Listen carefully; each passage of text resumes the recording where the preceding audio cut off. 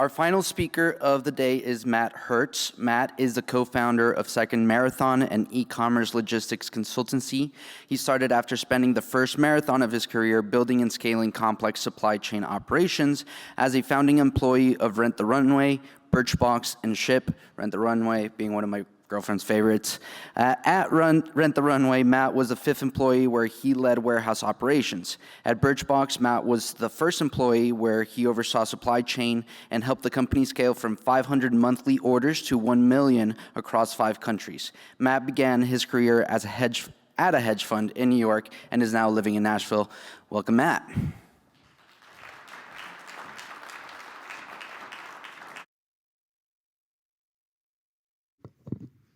It's a little awkward that I'm wearing a Henley in that picture that was taken a few years ago on the slide deck, and I'm wearing a Henley today, but it is a different one. There it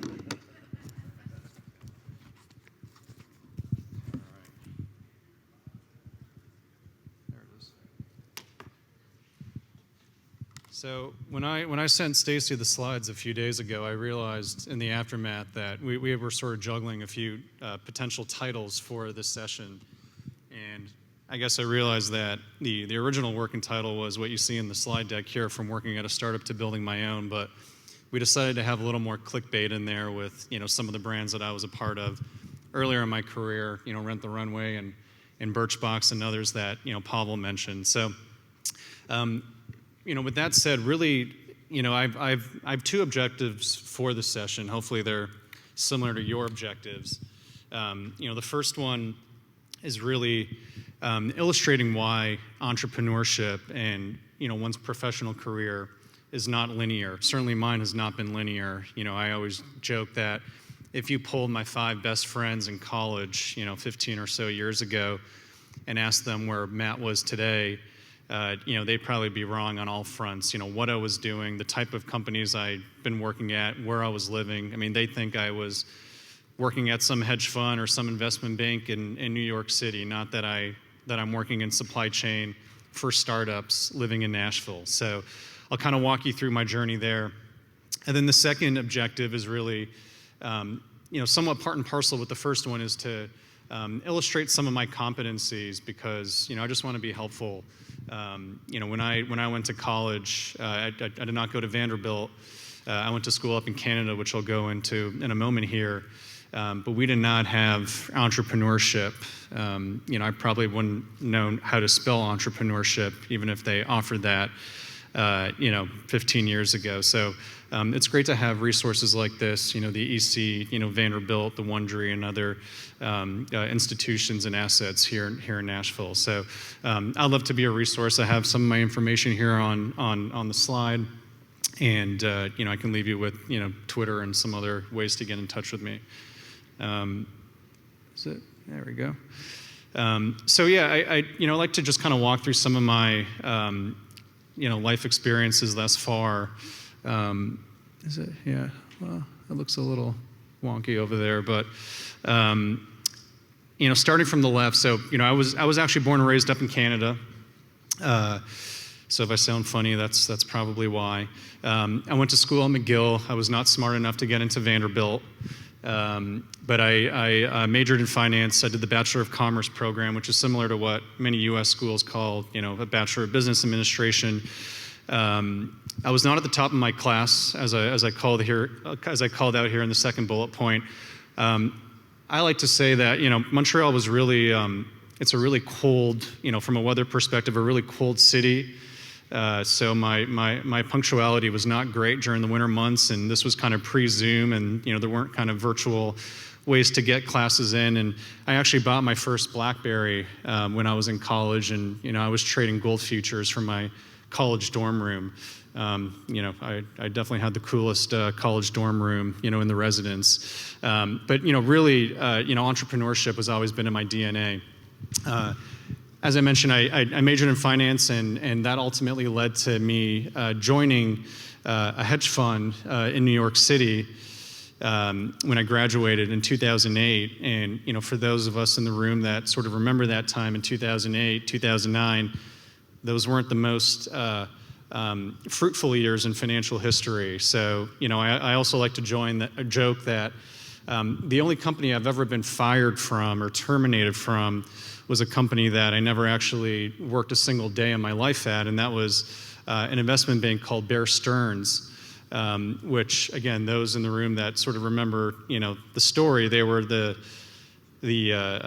bank, the firm that created a lot of the mortgage-backed securities that ultimately led to the housing market failures that we had 15 or so years ago. And I was going to join their fixed income securities desk, being responsible to make a lot of these assets. So never ended up joining Bear Stearns, but I joined a hedge fund, and everything worked out just fine until 2009 hit, and one of our largest investors was funds associated with Bernie Madoff, who ran that very large Ponzi scheme. So long story short, our fund shrinked assets really quickly in 2009. We dropped from about $1 billion to half of that. And, me being the 22, 23-year-old, coffee gopher, the young guy at the hedge fund, I sort of looked at myself and I said, look, I've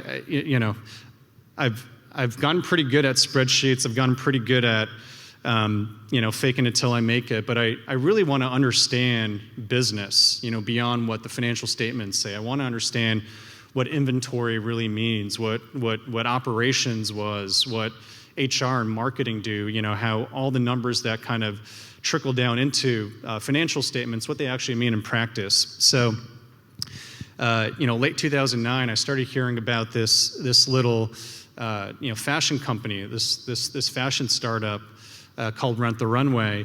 And, I remember, and Jen Hyman, the CEO and co-founder, she tells a similar story in the How I Built It podcast. But there was a New York Times article on a Sunday, I think, in the technology section or fashion section, and it mentioned that the company had just raised a seed round from Bain Capital.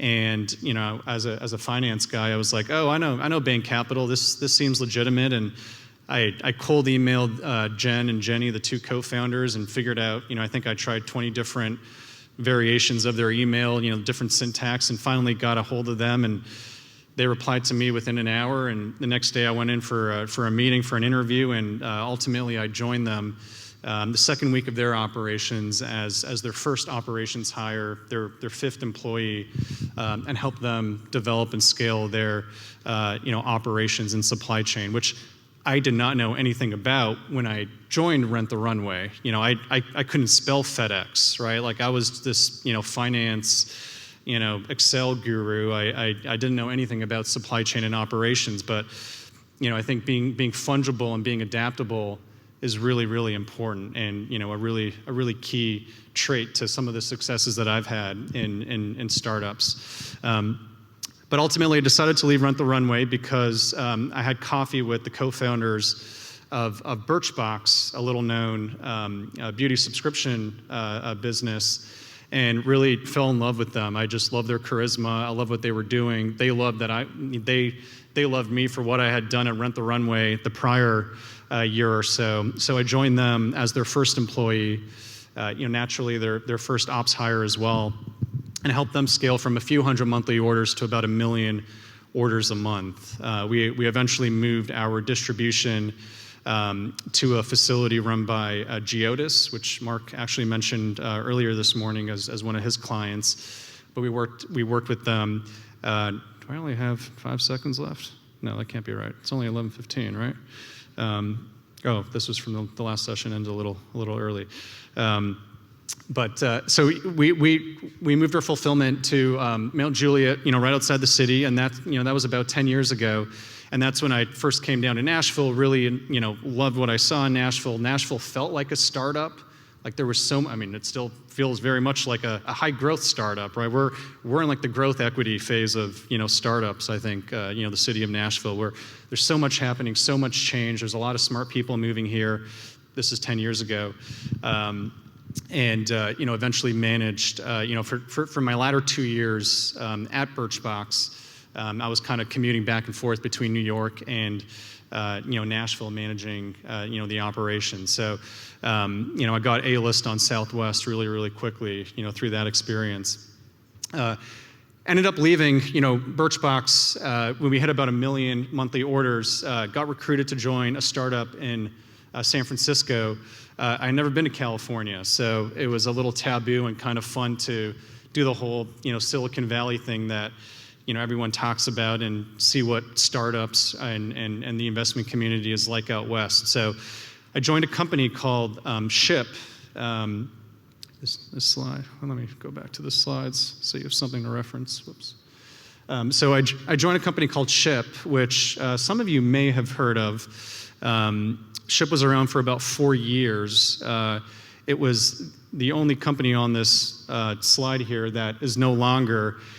And with all due respect to Ship, I do think that the one common divisor here is that Rent the Runway and Birchbox were women run and led startups, and Ship was started by men. So I'm just assuming that it was because the company started by men was the one that failed, and the two by women are the ones that have gone on to succeed. But maybe I'm incorrect in that assumption, but I think it's accurate. But anyways, I spent a few years at Ship. We raised a tremendous amount of capital from the likes of Kleiner Perkins, for those of us in the investment community here in the room.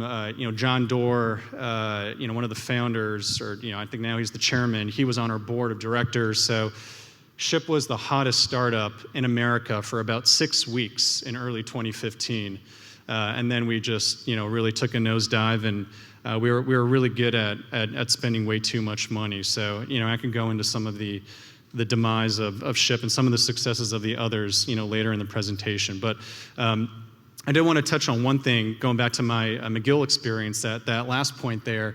One of the most exciting parts of my McGill experience was I was selected to join a few of my fellow students in the MBA program and the undergraduate business program to fly out to Omaha to have lunch with Warren Buffett. So that was really an exceptional experience. I'm a big Warren Buffett fan. And I've gone to his annual shareholders meeting, I think, a dozen times. It's just kind of a dorky, fun thing I do. Omaha is one of my most traveled American cities for that reason. And it's true, I did. I took a picture of his license plate when he was still driving himself.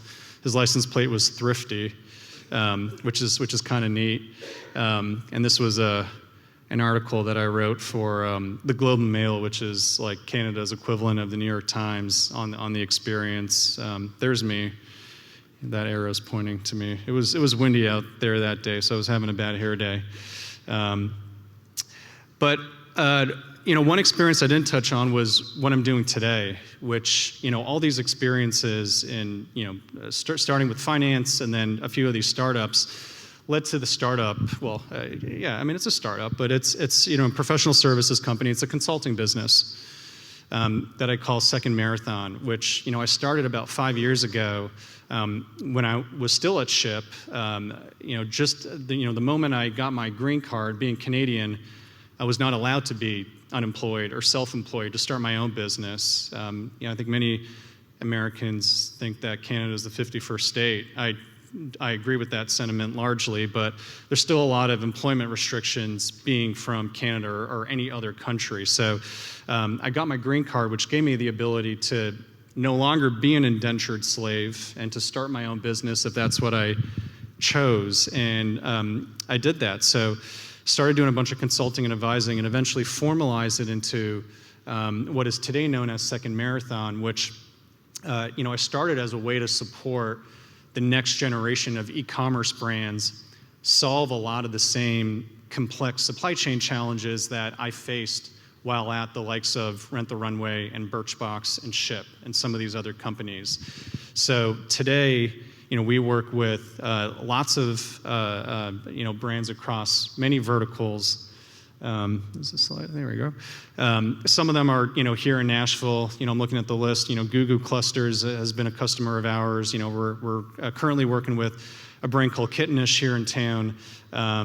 But here's just kind of a selection of a few brands really across the country that we've supported. Some in the dog food space, food and beverage, away travel, lots of clothing and apparel, and really helping them refine their fulfillment operations, their shipping organizations, packaging, returns, all that complicated stuff that I think many customers, until about 2 years ago, really took for granted. Supply chain was kind of this like weird back office function that everyone, sort of assumes the trains are going to run on time. And over the last couple of years, we've seen how, when you have, the leading story on the 6 o'clock news is always about supply chain, and it's the front page of the newspapers, and the president's talking about supply chain all day long.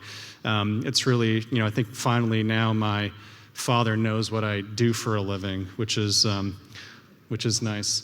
But one of the reasons that really gets me excited about Second Marathon and this business that I run today is this quote that Jeff Bezos said many years ago.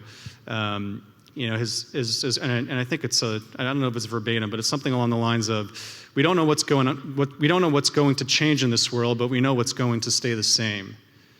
And when I think about this quote, and this was kind of how he thought about Prime and fast delivery, and that customers will always desire instant gratification, right? I mean, look at DoorDash, look at Uber, look at all these apps where you get when you're tracking a package, you're constantly refreshing, or I certainly am.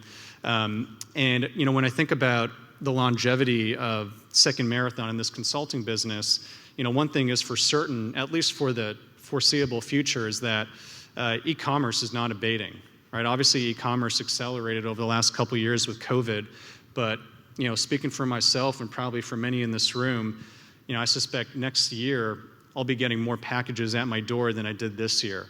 And in 2024, I'll be getting more packages delivered than in 2023. So e-commerce is continuing to accelerate and to grow, and the operational need to support e-commerce is continuing to be desired, right?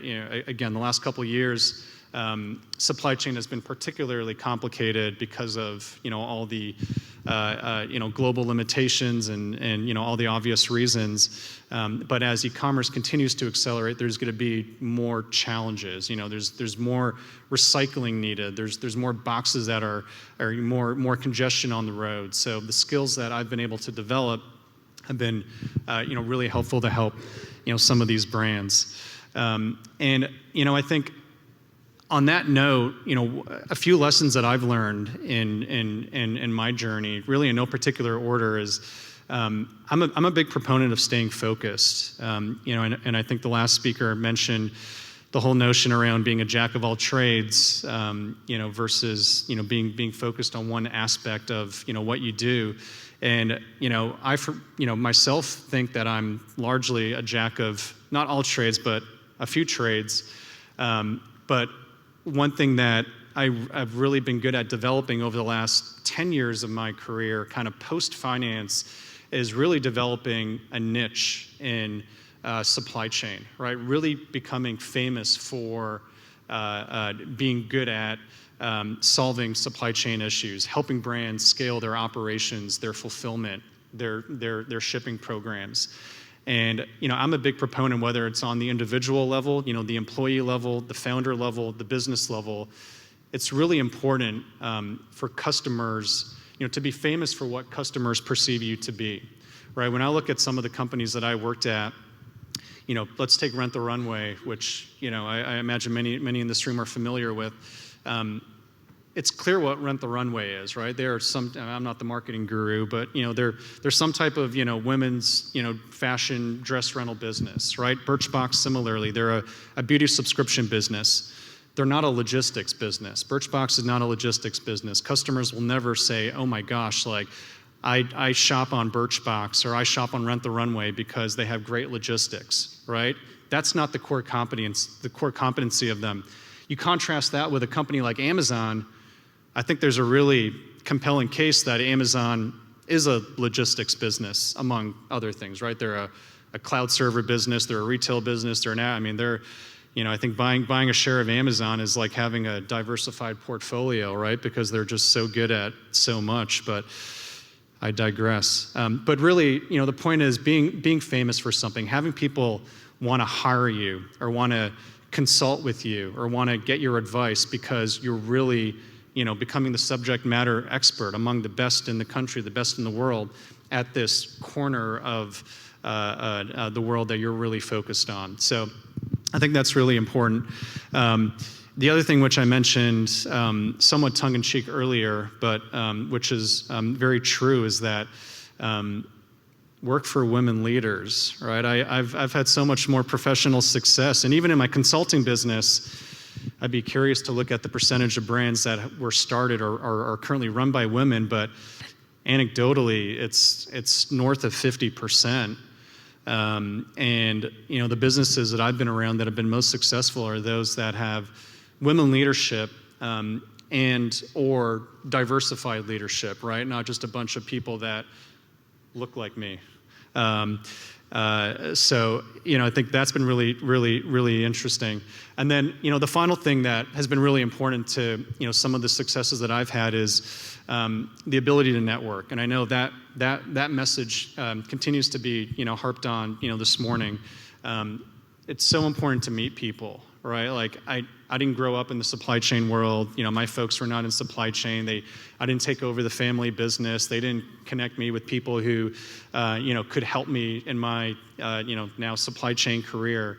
But I've taken the liberty of, whether it's attending events like this, I spoke to a couple sophomores, that are here at Vanderbilt, just a short hour ago, and, they're in computer science, and they're here today because they're interested in startups and want to meet people. So I think that's incredibly admirable. Whether it's, on LinkedIn or, Twitter has been a huge or a really significant lever for me to, meet new people, to get my message out there, and to really network. So whatever networking means to you, whether it's content, sending out newsletters, which is something that I do, really it helps you become famous for something and meet people along the way who take interest in meeting you and working with you and potentially hiring you for that role that might be compelling to you. So I think we have a few more minutes. I know this is a little unconventional, but I did want to leave a couple minutes if anyone had questions. I'm a little bored of kind of talking about myself and spewing my message. So if not, we'll have a few minutes to, I guess, hang out. But if anyone has a quick question or two, yeah. What's your outlook on the global supply chain bottlenecks? How long does it take? The question was, what's my outlook on the global supply chain bottlenecks? I'm going to need your W-9 to, invoice you after $500 an hour. But, just kidding aside, to be brief, I wasn't prepared to actually talk business here, right? I thought I was going to talk about, the past, not forward-looking statements here. It's not ending anytime soon, right? I think, a good analogy I heard is like, if you're at a, if there's like a wreck on the interstate, or even if you're at, a red light, which, probably happens more often than being behind a wreck on the interstate. So if you're sitting at a red light and there's 20 cars in front of you and you see the red light and it turns green and you're the 20th car, do you slam on the gas? Like, you can't start driving immediately, right? You got to wait for the first car to hit gas and go, and the second car then a few seconds later hits gas and go, and then the third car, and so on and so forth. So once you're the 20th car, you might not even make that light, right? You got to wait for that second light or that third light. And that's the same thing here, right? This isn't atoms. This isn't technology where you can just flip the switch and all of a sudden all the container ships can, dock at the port and, let go of their goods. I mean, I think I read, this could be wildly off, but I want to say like 90% of the goods anywhere, let's say this room, 90% of the goods that are in this room, the things, the assets, were on a boat at one point in time, right? We're just so globally connected in that sense. So yeah, it's a significant issue, and it's going to take at least a couple of years to really get back to kind of the normal course of, call it 2019. Maybe we have time. I'm not being told to get off the stage, so maybe, yeah, one question here. What did you learn from Warren? What did you take away drink a lot of cherry Coke and eat dilly bars. That leads to longevity. And yeah, I mean, it was funny. He said, the only question I won't answer, or sorry, the question was, I know maybe we didn't all hear it. He said, what did you learn from the trip to Omaha when you visited Warren? Yeah, he said the only question I wouldn't answer is what the intrinsic value of Berkshire Hathaway is. But he'd answer every other question. But yeah, I mean, I think what was so interesting with him is that, he's just such a normal, I mean, he was driving his own car, right? His Cadillac, right? Like, he's just such a humble, he moved to Omaha because he had the option to live in New York. He worked in New York he went to Columbia Business School, so he lived there for a while, but he wanted to be in a quiet place where he can think. I mean, he thinks and reads all day long. I mean, he's reading 8 hours a day, 12 hours a day. He calls his partner Charlie once a week on average. And what I love about their model is they're buying businesses so that those businesses can continue to operate the way they are. They're like, we love you. You're doing so well. That's why I want to buy you. But keep doing what you're doing, right? Nowadays, you have these large businesses like Walmart and others that are buying these little startups. And then what happens after a couple of years, the startups, the true innovation becomes bored of working in these big corporate structures, right? Like, I always find it funny when you have big companies, with all due respect if there's any in this room, but when you have these big, like, Fortune 100 companies that have, like, innovation teams, does that suggest that the rest of the company is not innovative? Right? Like, so anyways, yeah, he just has a very classic way of living and operating, which is very different than some of the environments that I've been a part of. I'll keep going if there's one more until maybe one last one, and then Stacy's going to kick me off here. So you were at Rent the Runway, and it's growing like crazy, and then you go to Birchbox to kind of start that process over again. What made you want to